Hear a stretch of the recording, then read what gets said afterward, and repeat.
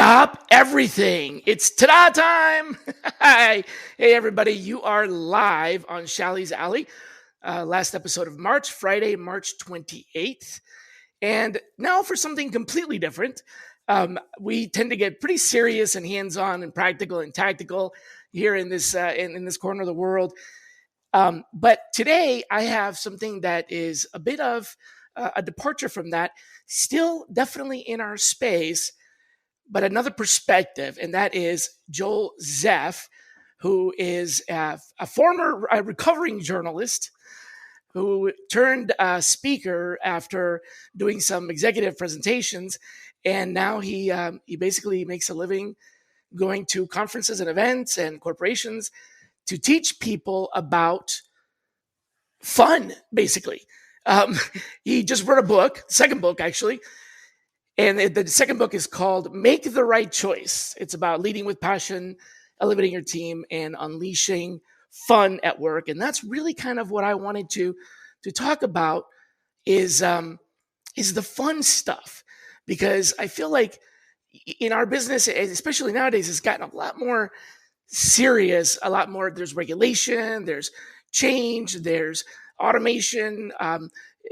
We went through you might not know this, Joel, we went through a pretty bad series of layoffs where a lot of folks in the industry lost their jobs and now they're getting rehired.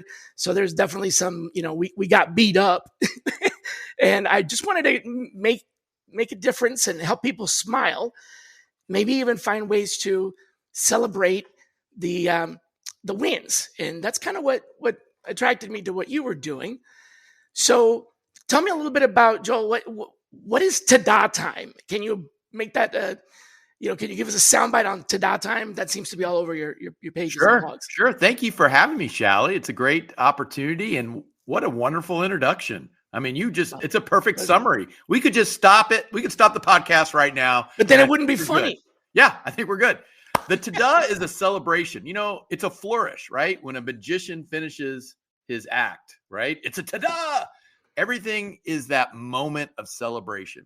And when my kids were younger, and for all your listeners, I'm sure when they remember when their kids were young, 3, 4, everything in their life is a ta-da. Everything. We celebrate every moment.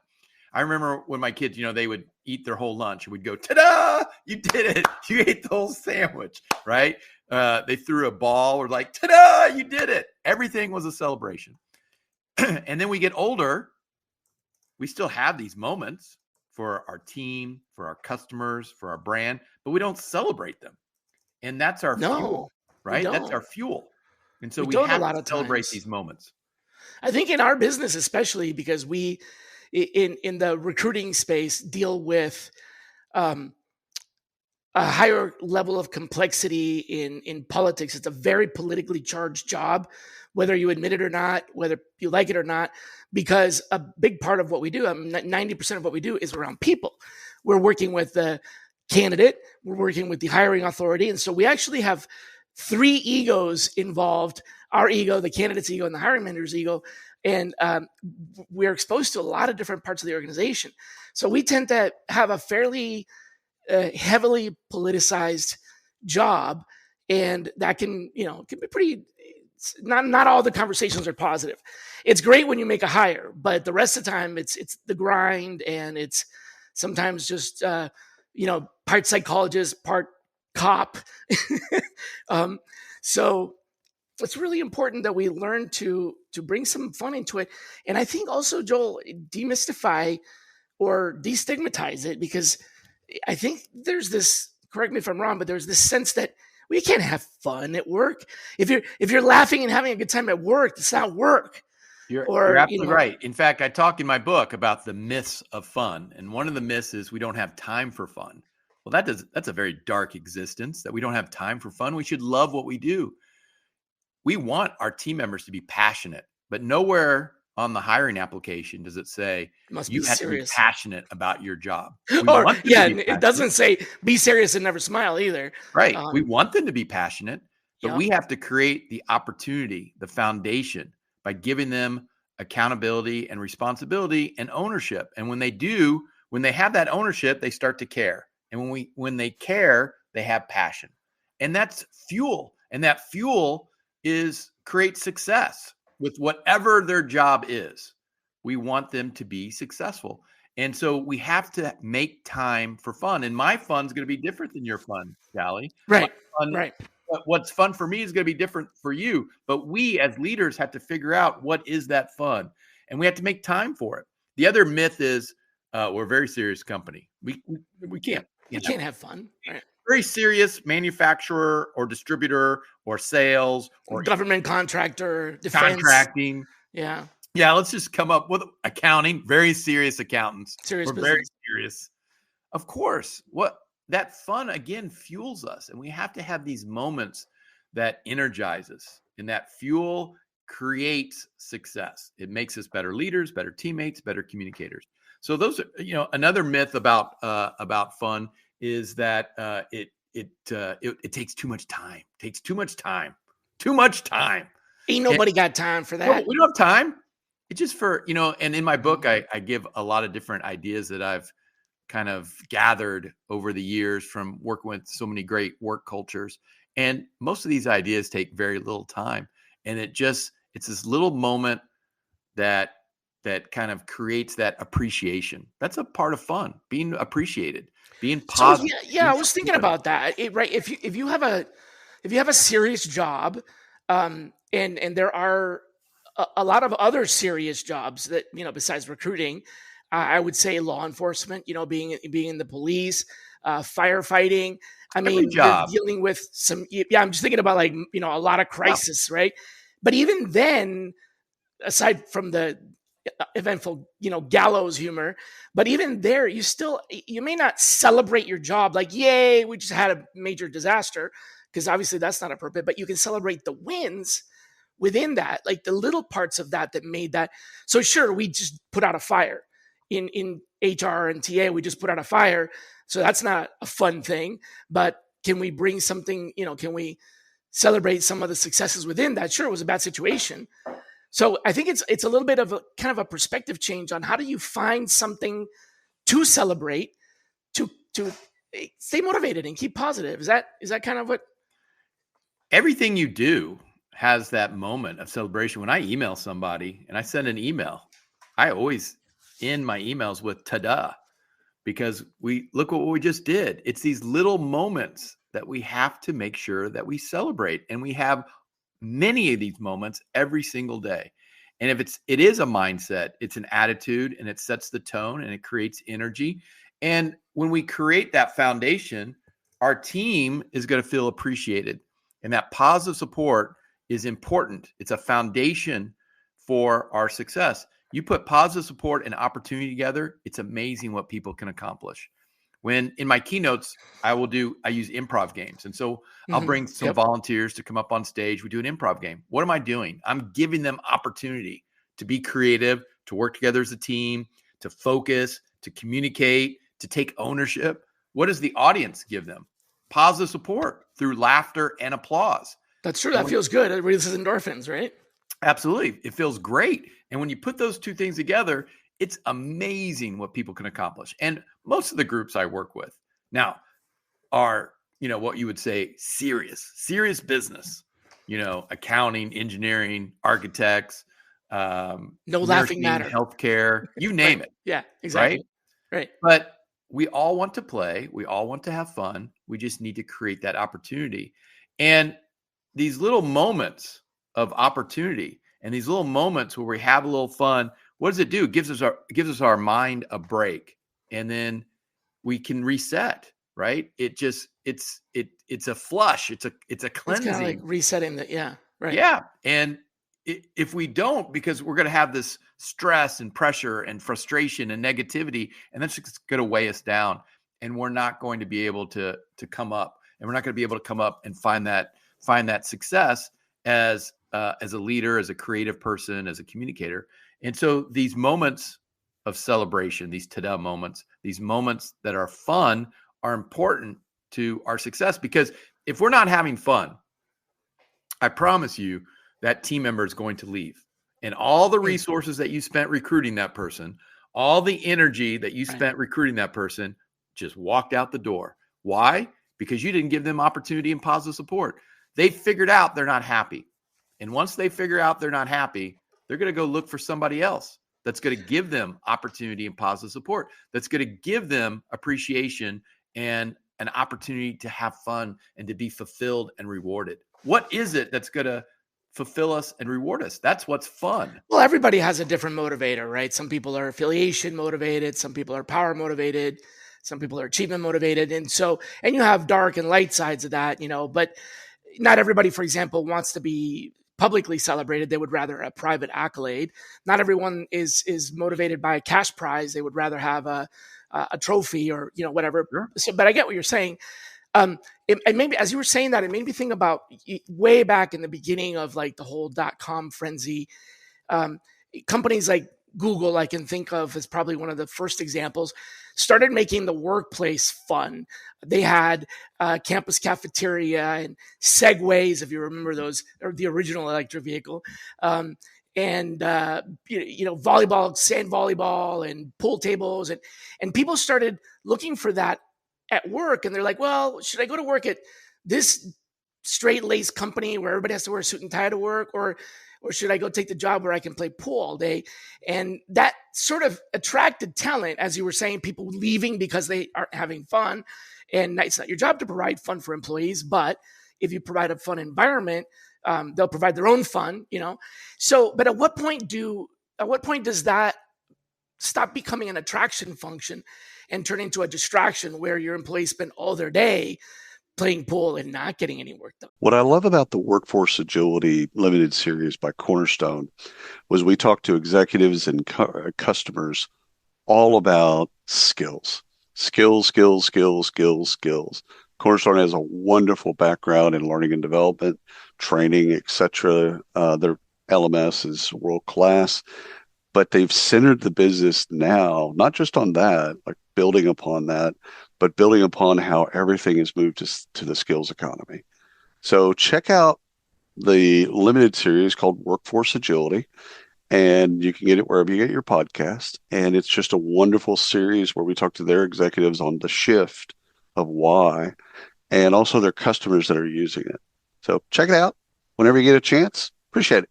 Have you ever wondered what really makes a generation tick? Who gets to pick the name? And why the slang keeps changing? Don't worry, I can help. My name's Dr. Megan Grace. On #Gen Z, I share the voices and experiences of Generation Z, how they're different from other generations, what moves them, and why they do what they do. In each episode, we go beyond the buzzwords and the stereotypes to dive into real conversations and the insights that matter to making intergenerational collaboration a reality. You can catch #Gen Z on the Work to Find podcast network and wherever you listen to podcasts. Well, it's giving responsibility, right? Part of it is creating that responsibility with the team member that you expect results for sure. And so fun you is have not something just, to do, right? And you can have fun doing it. Fun is not just ping pong tables and cappuccino machines. Right. Fun is, what is it that's going to fulfill you? That's the question. What's going to reward you? What's fulfilling for you? Is mentoring another team member. Why can't that be fun? That should absolutely be fun. That would be fun for me. That brings me joy. And they have a win, you celebrate their win because you help them learn. So yeah, that's a good point. I think people get caught up in fun has to be ping pong tables, playtime, right? And free fun donuts. Doesn't mean and a game. Fun can be fun with it, right? And all that is great. Believe me, I love all of that. But it's also giving, providing training, providing the opportunity to advance, providing the role of responsibility that's going to make you happy and fulfilled. All that is fun. Being in the right role, fun. Having a great manager and a leader that's going to give you positive support and opportunity. That's fun. Being able to present ideas and have the opportunity to be innovative is fun. All these things are innovating is fun. Experimenting. Making a big sale, fun. So how can you started, well, after you left journalism, you went into kind of improv, and that's where you started, and you ended up making a transition from there after that big thing at Texas Instruments, and kind of like launching a speaker career. But between that and from there, you've learned a lot about improv. You bring improv games into your experiences. What principles from improv uh, can transform the way recruiters engage with candidates? If you can think of a couple of things. Sure, for sure.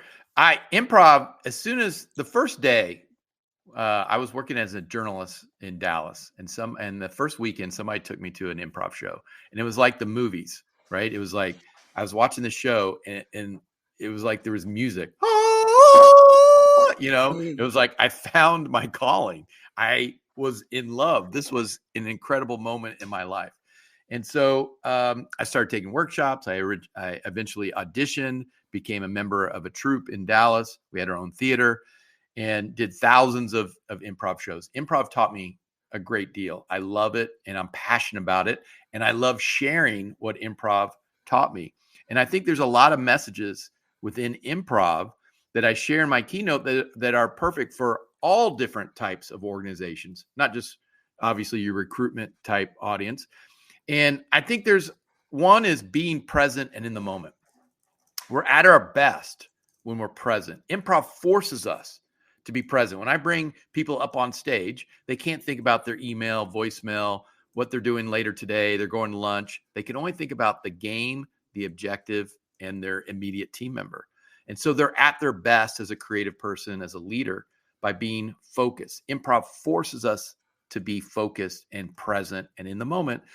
And so the challenge is when we walk out the door, we go back to the office, is to make sure that we choose to be more present in the moment with our team, with our customers, with our partners, with our vendors, and to really encourage our team to be more present. And what that means is we're at our best, we're focused, we're connected. And I think that's a huge message that improv taught me. Another message that improv really taught me is about change and to embrace change, right? For those of you listening, there's no rehearsal in improv. There's no script. There's no plan. Everything's happening for the first time, right in that moment. And so you have to embrace this change and disruption and not be afraid of it. And there's a freedom. And that freedom is because you're making choices. One is you're prepared for change, and one is you're open and flexible to change. And when you really focus on those two choices, change isn't so scary. Disruption isn't so scary. And we embrace it, and we realize that most change is not in our control.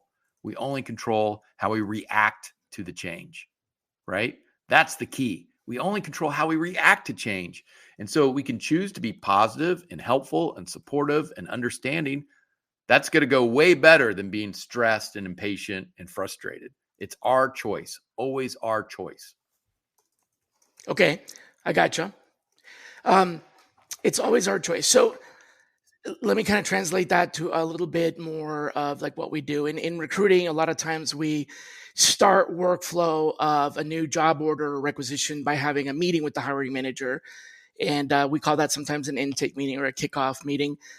Should every time we do a kickoff meeting, should we borrow from improv and just, listen to what they're saying and then do the yes and? Yes and is very important. That is a big part of improv. What I took, when I do my keynotes, I don't talk about yes and, because it's, I think, a little bit confusing for the audience. So to me, I wanted to translate it so that I could really, so the audience could really understand what yes and means. Mm-hmm. Yes to me is about positive support. Right. Creating that appreciation. Yes to what you're saying. Yes to what you wrote. Yes to what's going on. Being supportive and positive and creating that appreciation, because that fuels us. The and to me is opportunity. Giving you the opportunity to be creative, the opportunity to be accountable, to take ownership. And to me, that's what yes and for that translation, when I talk about it in my keynotes, I talk about creating opportunity and positive support, something we just mentioned, and how important it is to put those two things together. That to me is what is everything that improv stands for: opportunity and positive support. And the other thing about improv is It's a really great micro. I'm having a problem with that word. I haven't had lunch yet. Looks like somebody needs a cheeseburger. I need something. Microcosm. Microcosm. Gotcha. Microcosm. Boy, I was having a really hard time. And now we're having fun. You just I would make this a clip. I would make this a clip, Shally. This definitely is a clip. Joel trying to say microcosm. So anyway, it's about teamwork and leadership. And one question, how do I help the people around me be successful? Right? That's improv. It's not about I'm trying to be the star. Okay. Yeah, that's true. That is, I mean, improv is not something that you just do by yourself. I suppose you can, but it's much more fun when you see an improv troupe, how they sort of, bounce things off of each other. Like, I don't know if you watch this, but Whose Line Is It Anyway? I think this is brilliant. Yeah. And how they finish each other's ideas and sentences. It's just, so that's definitely teamwork. What they're doing is in their mind, they're thinking, how do I help my teammate be successful? What do I need to do? That's the question for every person on this call. That's the challenge. Ask that question every day. Now you know the answer. Okay. You're smart. Right. You know what people around you need to be successful. The hard part is to act on it. And that's what really separates the great organizations. And you don't have to take my word for it. Every time there's a championship, sports championship, every time best places to work, best companies in the industry, in the interview, they might use different words, but they're all saying the same thing. We care about the person right next to us. We want our whole team to be successful. We're all pulling the same way. We have the same goal. We're family. We care about the person right next to us. We're using different words, but we're all saying the same thing. It's team support. Yeah. How do I help the people around me be successful? Answering that question, and more importantly, acting on it. So let's drill down on that a little bit. Sure. What would be TA's version of dropping the ball but making it part of the scene? What do you mean? Well, we're supporting our team. Yep. And you're talking about that in improv. There's that I don't know, the mechanism or the improv technique of, if someone drops the ball, makes a mistake or commits an error, just roll with it and make it part of the scene, right? So what do we do in TA when one of our teammates drops the ball? How do we make it part of the scene? You build on it and you help build on it. Okay. Right? You build on it. And then you also help transition to make that a success. So rather than, oh no, that's wrong, or that it's the yes and principle, right? It's like, okay, yeah, but also, right, yeah, and also, and kind of redirect. Yeah. Let's take the moment, right. and we have to transition and engage, that's the tough part, right? And being positive and supportive, and build on that to make sure that it's successful. In improv, sometimes somebody might say something doesn't work, you might make a mistake. You have to learn from your mistakes. Happens all the time. Yeah. You want to minimize them, but then you build on it and find success. And that's it's a great point. It's another great message in improv. It's about staying in the game. It's the best message improv ever taught me, is that people will make mistakes. People will say things that don't work. They don't go with the scene, or right. Don't move forward. Same at everybody's job. Things happen. People make mistakes. When we stay in the game, success is going to be there.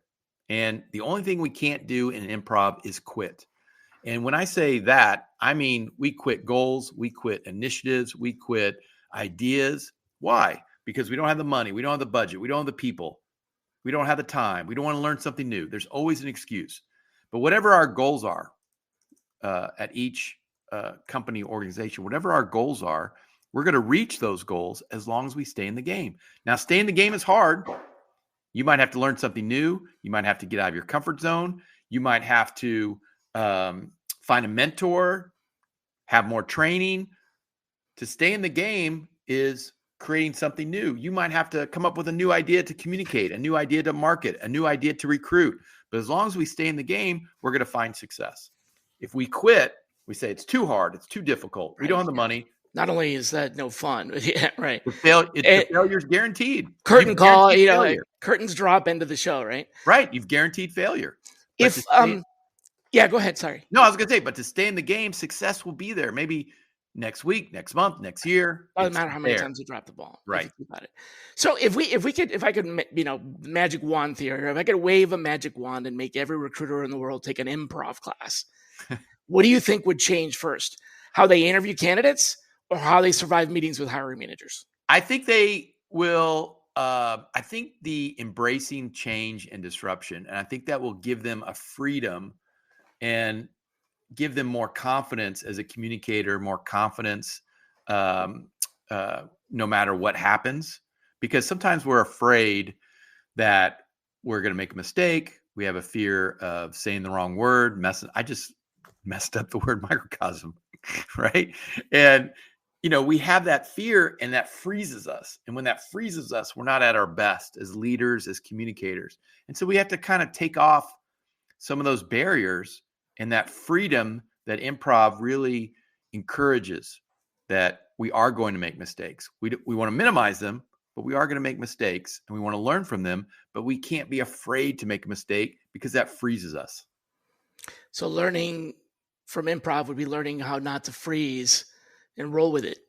I think embracing change and disruption.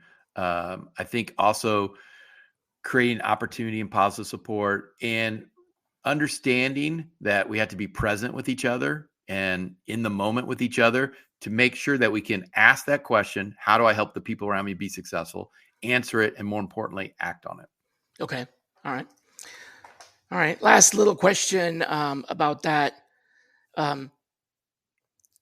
What it kind of maybe even changing the direction a little bit here. Sure. What do you think are the biggest barriers to creating an energizing, fun candidate experience? Because there's always been in our industry, maybe not always, but for a very long time, there's been talk about candidate experience, and you have people on both sides, both camps, if you will.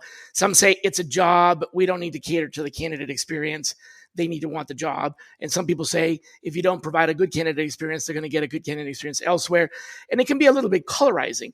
But regardless of which camp you're in, I think that there may be, I think there's definitely some truth in making the experience of a candidate be more engaging. So what's preventing us from taking the lessons from improv and from roll with it, and the engagement that you're talking about? What's preventing us from applying that to our conversations with candidates? How can we? I think a lot of it is fear, and we get into the routine of doing the same thing over and over and over. Okay. Right? We get improv is everything but routine. It's quite the opposite, right? It's like, well, this is the way we've always done recruitment. Why should we change now? Why should we enhance it? Why should we do anything that's different? And we only are forced to change when we realize things aren't working the same way, that we cannot recruit the next generation the same way we recruited the prior generation. I was at an event this past weekend, and they were doing an awards program. This gentleman won this award, and he said a few words, and he told his story. And it was the best moment of the entire awards event. Wasn't planned, wasn't scripted. He told a story about being an immigrant, coming to this country. This company gave him a chance, and he worked his way up to a leadership position, and he just won a really incredible award. This moment. And I said to the CEO, I said, I hope somebody recorded that, because that's your recruitment video. I said, you don't need to do anything other than show that 2-minute video, and everybody will want to work for you, as opposed to other hospitality companies, because that is the essence of who you are, of giving someone the opportunity, giving somebody training, believing in somebody, giving them the tools to be successful, and promoting them and believing in them. And that person, by the way, had worked at this company for 20 plus years. That's life-changing. Yeah, definitely. Incredible. Right. That right there. And he said, I said that to the CEO, and he's like, he didn't even think about that being a recruitment video. I said, that will get you people. That will get you talent. That's that attractive. right there. Being honest, being authentic, telling true stories, taking away some of the barriers. To me, that's, I think, looking at through a different perspective, looking at things in a new way, I think is always important in every process, and especially the recruitment process. Do you think candidates need more clarity or more confetti? Oh, you got 2 C's there, clarity and confetti. Yeah, that's I like right. both of them. Alliteration is I like both. is a friend of I mine. like both. And cupcake. Let's add cupcakes. Clarity, confetti, and cupcakes. There you go. There's the 3 C's. You throw that out there, I definitely want to work for you. Clarity is, to me, being authentic, being honest, saying this is the truth, and hearing other people's stories and their experiences, I think, are life-changing. And then I think the confetti and understanding the positive support. I want to be happy. And this, I have both my kids are Gen Z. One's 18 and one's about to turn 22 and go into the workforce. And so I listen to their friends. I hear what they're saying. I hear what they want. And I think there's going to be a real awakening when that generation goes into the workforce, and it becomes a bigger part of the workforce, is because what they expect and what they want. Mm-hmm. And if you're not going to give them positive support, because that's been a part of their lives, their whole experience. And I tell my kids, I say, look, if you're working for somebody that is not going to give you positive support, the confetti, believe me, there's someone across the street that's going to give it to you. Why waste your time?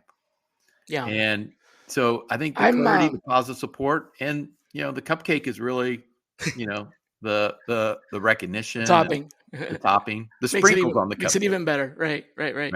Yeah, I'm not ready to talk about this yet. Honestly, I have teens myself that are, one of them has already entered the workforce and has worked at a couple places. What you said as far as the big change that's coming, I'm not ready to talk about that yet.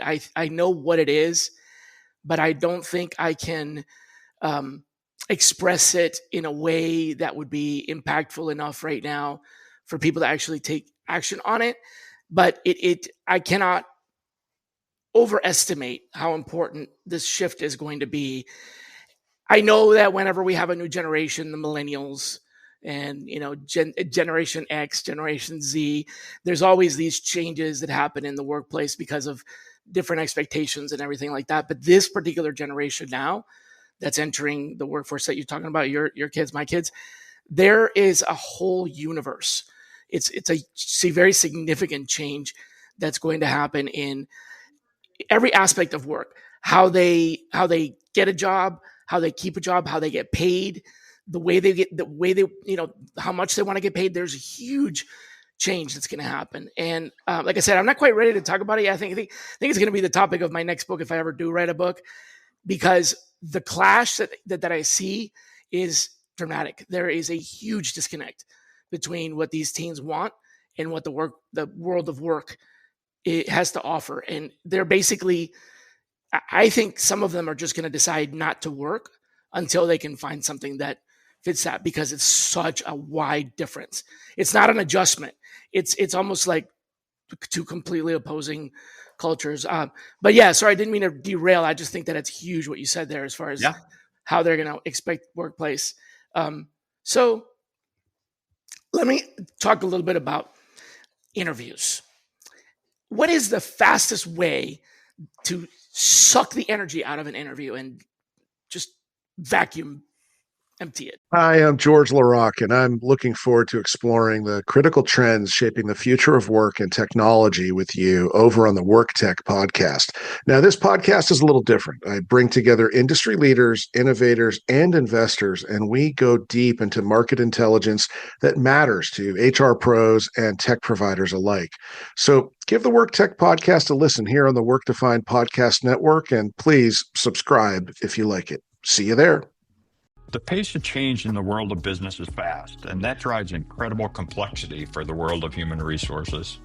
Welcome to the HR Data Labs podcast, a series of conversations with experts inside and outside the world of HR on how to innovate, measure, and evolve our practices. Our goal is to help provide you with practical examples of how HR has to change to meet the complexity of the business environment. Every week, we'll talk to new and different voices on all aspects of HR. And at times, we'll get irreverent. Silly even. And sometimes geek out on the data and technology that underlie the processes that drive the world of HR. But the conversations are always insightful and fun. So please, enjoy the HR Data Labs podcast. That's a good question. I think a great interview is you're making that connection, right? You're communicating, and a great communicator. And I talk about communication often in my keynotes, is making sure you give the right details at the right time. And if you give too much information to someone that doesn't want it, you're going to overwhelm them. So in an interview, if you give too much information to someone who isn't interested, you're going to overwhelm them. There goes the energy. So how do you flip it back on? You got remember what we talked about, being present in the moment? Mm-hmm. If you're in the moment in that interview, you know this person just wants the top level detail, the executive summary. So you went too far, you gave too much information. Yeah. And then, you felt the energy drain out of the interview. I think it's given the right amount of detail. Yeah. It's given the right amount of details at the right time. Some people need a little, some people need a lot. And if you're really present and connected in that interview, you're going to have a really great conversation, and you're going to know who you're talking to, because the way you interview this person should be different than the way you interview the next person, because they're going to be different people. And so that connection, I think, is important. And I think it's also making sure that there's an openness and authenticity. Well, that's hard to do as well. Man, I'm having some problems with some words today. It's me. People take one look at me and they just can't pronounce words anymore. That's two. I never do that. I never do that. I never do that. It's my fault. I make people stutter all the time. I never do that. I think it's because I haven't had lunch. Yeah, that's probably it. I think it's because I haven't had lunch. What do you think about this? If Candidate Experience was a TV show, what would you call it? And I'll start. I think if Candidate Experience was a TV show, I think it would be called Waiting Room the Musical. Waiting Room the Musical. I think it should be called Wicked.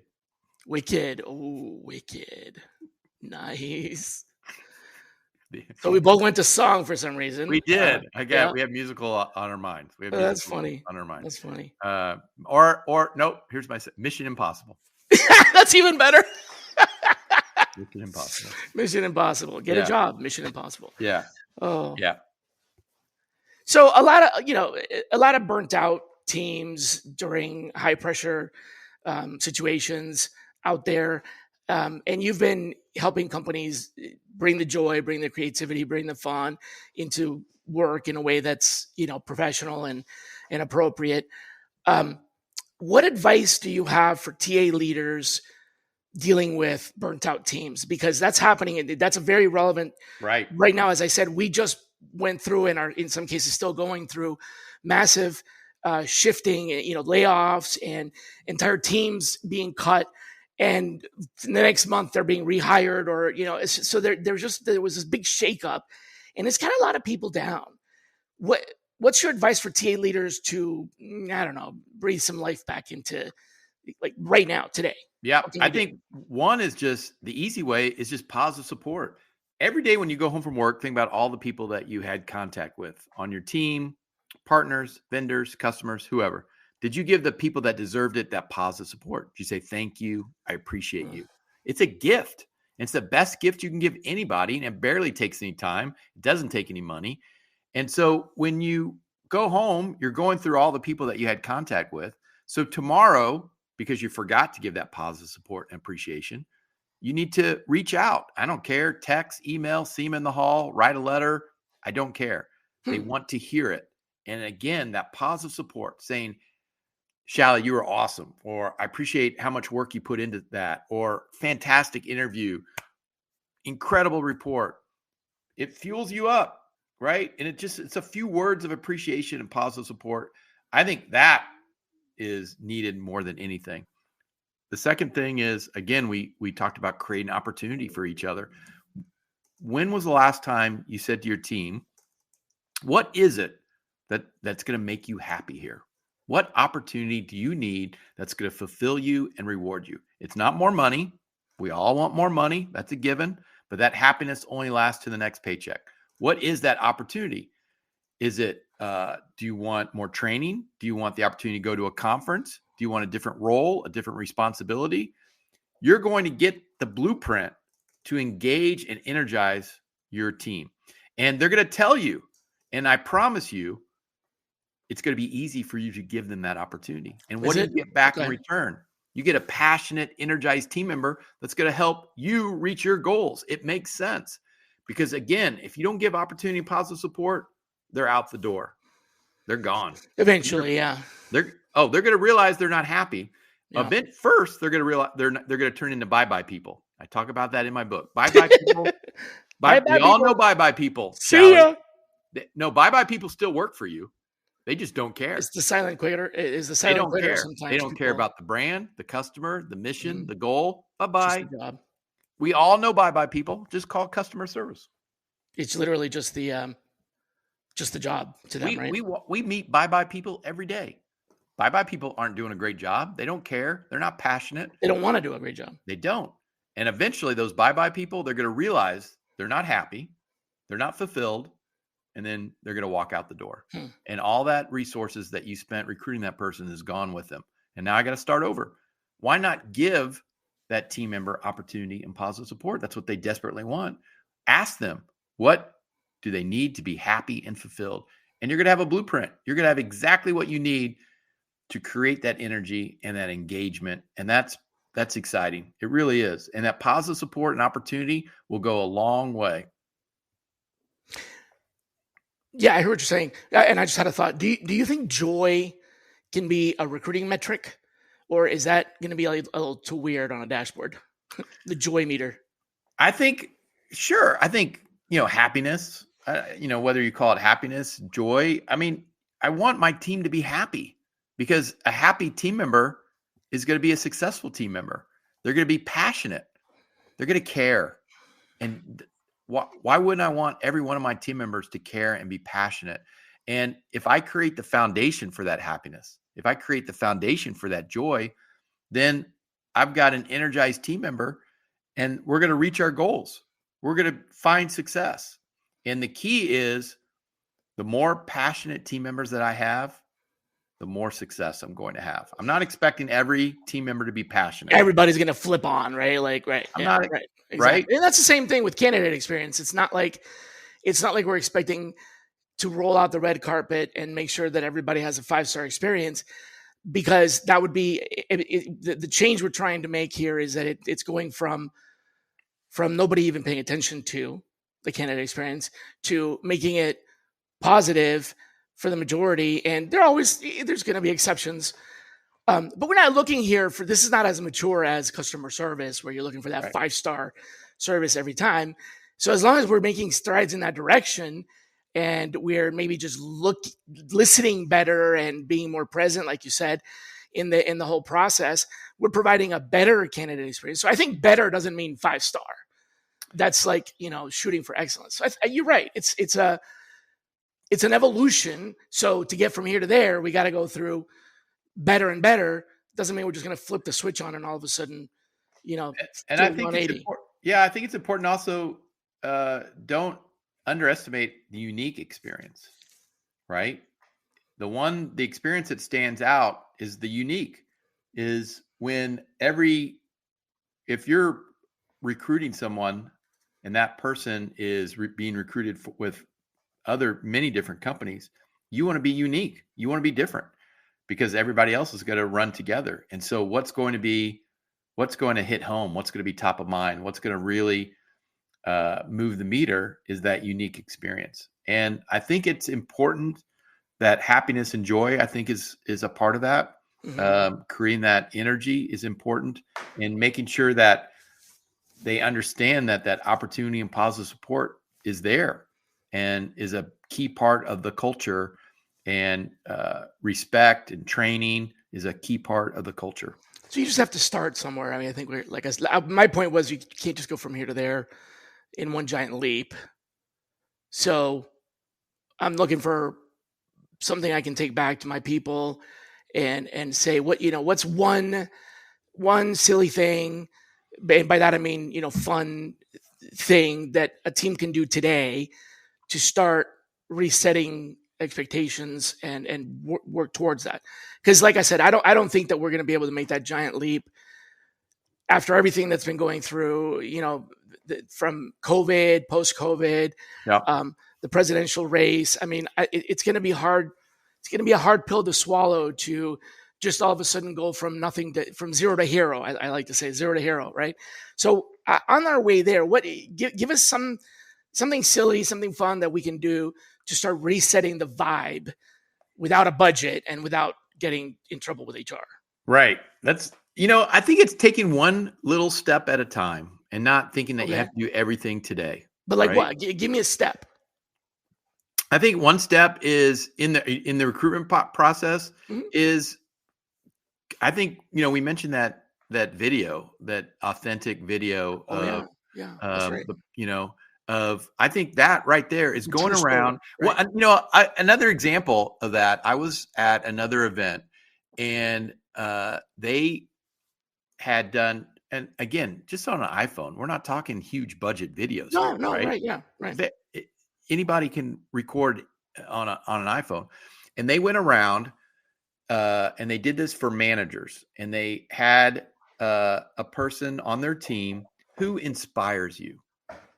Okay. And then in 60 seconds, they would tell a story about their manager that inspired them. And I would say when they showed those videos, the majority created emotion, sadness, laughter, inspiration. And that was another moment where I said to the CEO, I go, you need to post those. Those are recruitment videos. And we don't post those.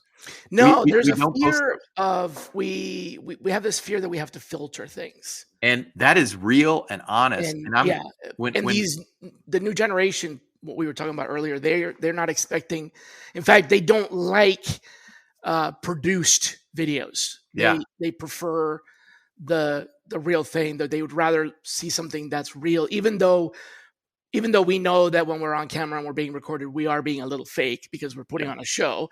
They would rather have that than something that's got big budget, movie lighting and sound and, gaffer. They don't feel like that's, so I get what you're saying. But that video is who inspires, and you could do it, manager, you can interview the manager what team member inspires you, and the team member that inspires the manager. I saw it was just for, the team member and the manager that inspired them.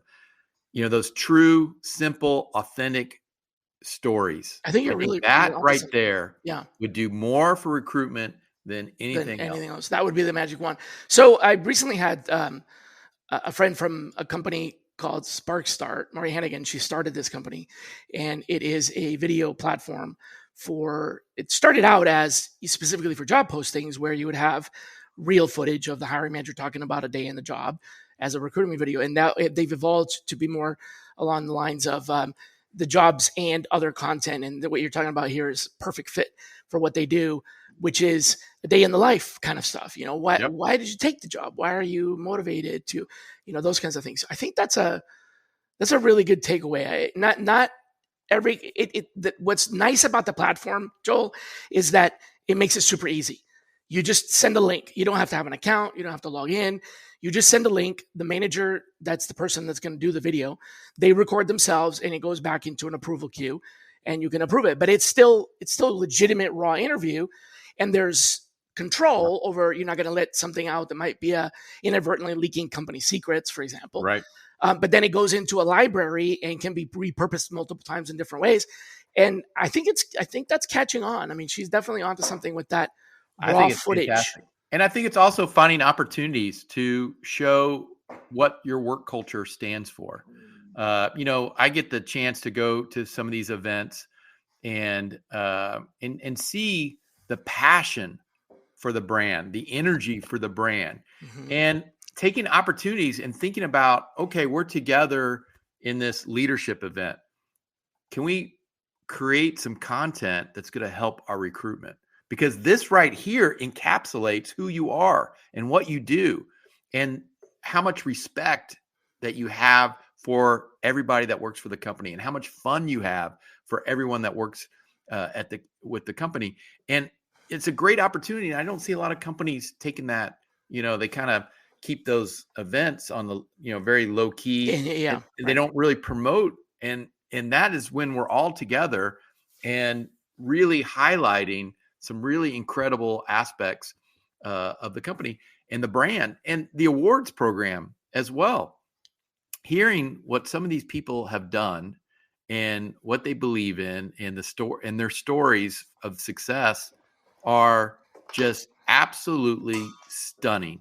And we need to take advantage of this and put people's stories and record them and put that as part of the recruitment.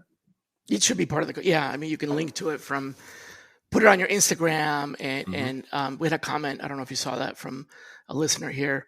And it's not just the job previews, but also the experience of, I like to say one of the questions that I teach recruiters to ask is, why did you accept the job after somebody has been hired and they are, in touch with a candidate, sometimes through onboarding and everything, is what made you accept the job? Like, what was it that sort of put you over the threshold?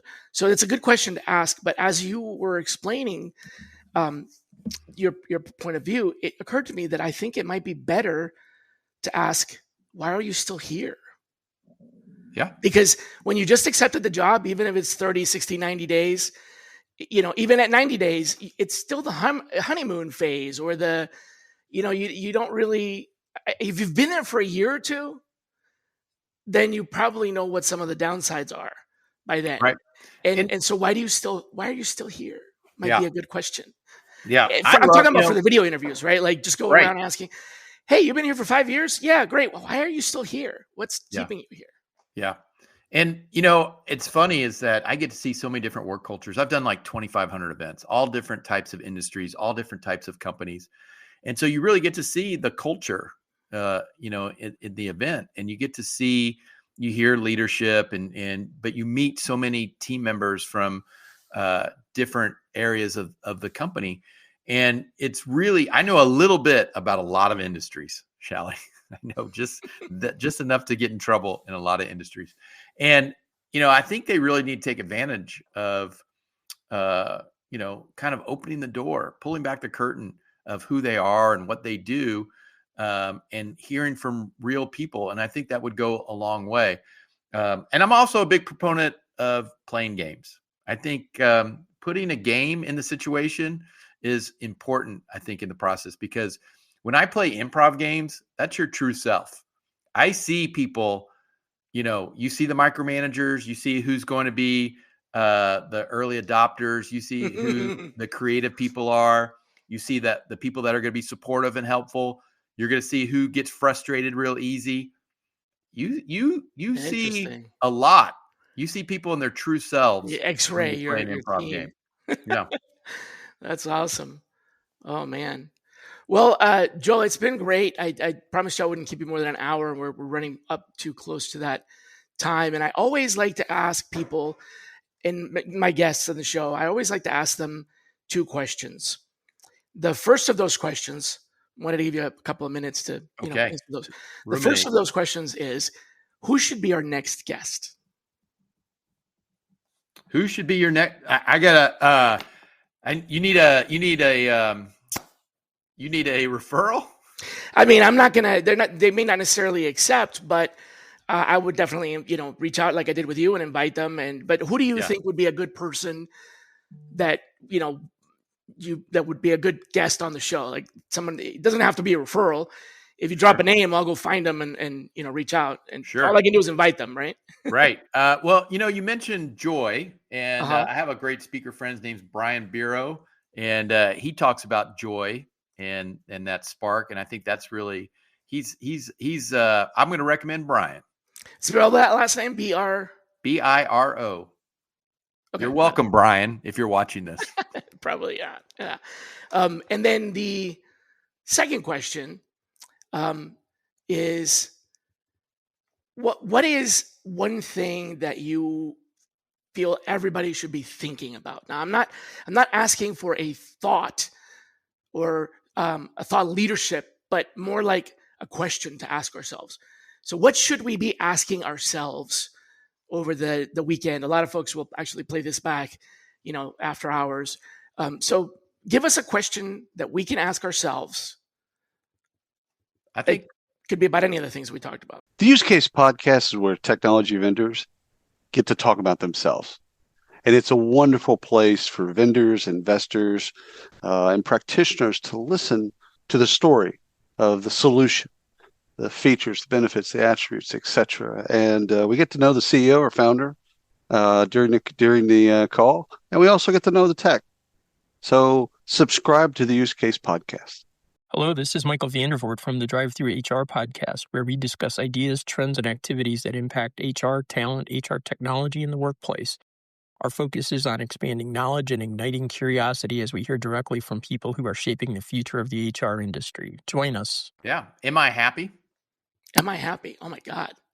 I think that would be number Jesus. one. I mean, that to me is, I think, the most important thing when we talk about work. Can we give it some rails though? Like, am I happy at work or? Yeah, we're talking. Yeah. I'm not doing any family therapy here. That's what I was gonna say. Like, we're like way off the deep. Yeah. So at work, sometimes my wife says, "This is not what you say in the keynote," and I go, "My messages are purely for the work-life environment. That's right. It's not about what's happening your at home life or anything else." So to be clear, in the work-life environment, are you I am happy? only an expert at work. I am not an expert at home. Okay. All right. So am I happy? What do I need to be fulfilled?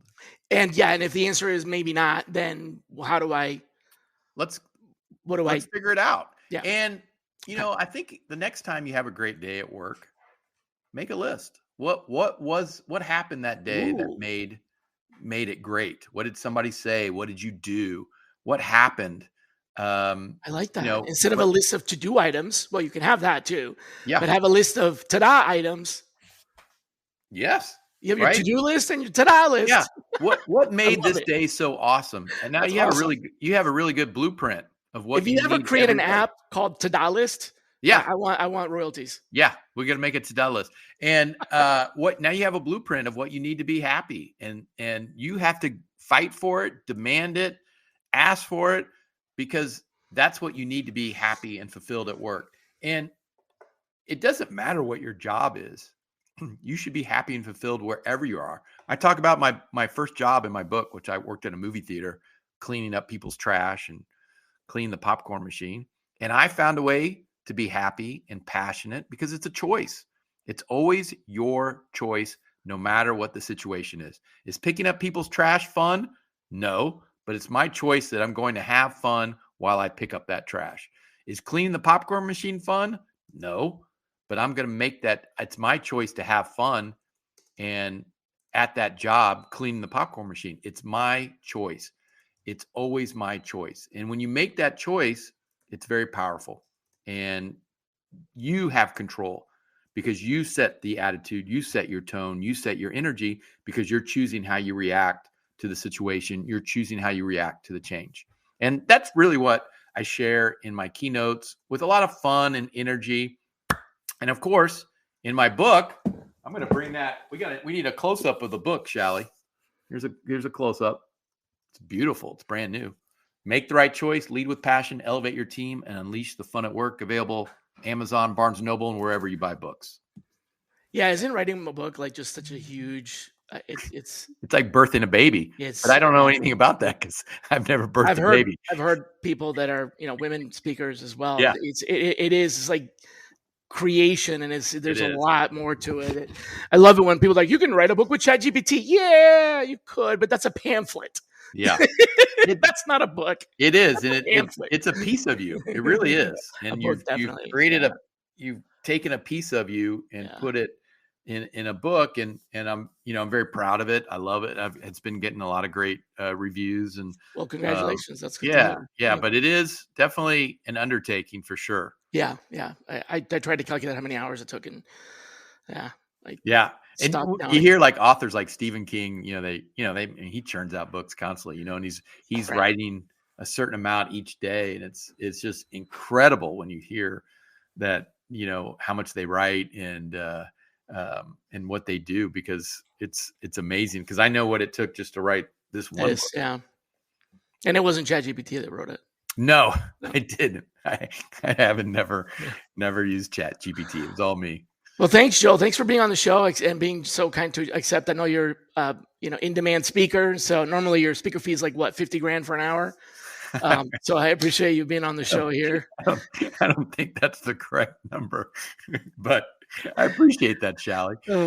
That is not the correct number for those interested in if you're interested, you need to talk to Joel. And by the way, if you want to talk to Joel, it's going to be really hard to find him. But I'll give you a hint. Okay. Joel Zeff. So much fun. Huge ta-da, Shally. Huge ta-da. Ta-da. I'm going to make a ta-da list now. Yeah. And for your ta-da list, Mike Bruni is going to be our special guest next week. Mike Bruni has worked with a lot of the clandestine services and has a lot of insight on recruiting for clearance jobs and government roles. So I'm really looking forward to what he has to say.